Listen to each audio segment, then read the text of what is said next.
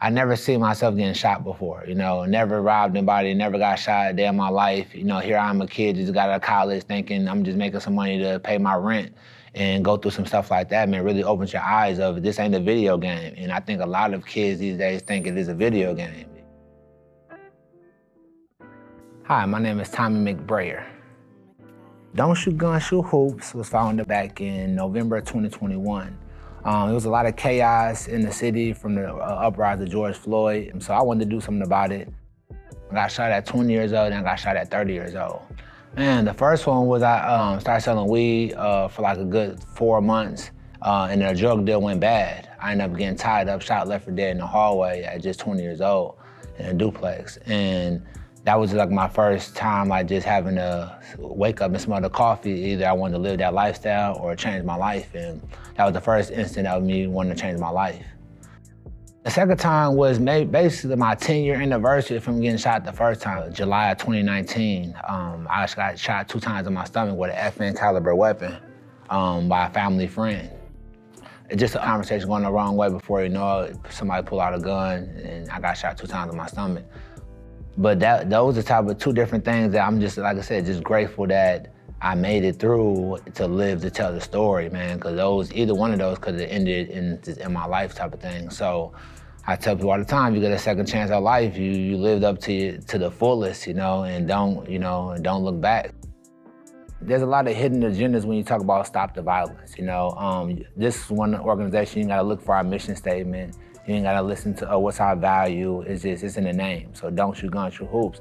And so we use it, it came around the time was the pandemic where a lot of youth was having a lot of decrease in their social and emotional skills by just being behind the computer all day long, just doing schoolwork and outside being closed.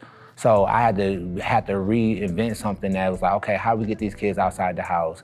And then now we're gonna use the game of basketball to bring awareness to something that affects me a lot, and that's gun violence.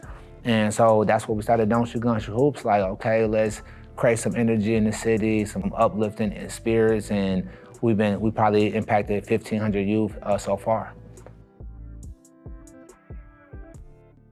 I got shot July of 2019, and George Floyd died May of 2020. And 2 weeks before I got shot, I became the community organizer for George Floyd neighborhood. So here I am, just getting shot 9 months later, George Floyd, I'm the community organizer for that neighborhood.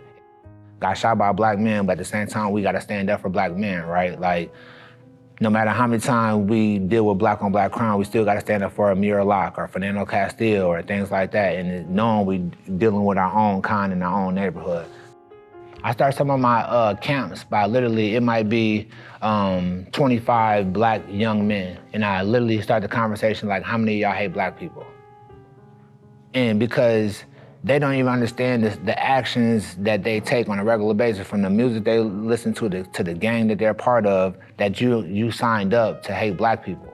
So it's hard to say like you're different than a white person that wear a KKK than a black person want to shoot me just as well. Like, these are the type of things we gotta have a conversation about. So it's important that as we create this energy, talk with black men, with black boys, understand that you could be whatever gang you want to, but just know the next person you're gonna rob, shoot, or kill is gonna be another black person typically. Being able to have that dialogue with young men is like, these are the type of things that's gonna save these kids. These are the type of things that's gonna break that energy that they just thought was cool just because in the music or in the movies, but it's real life,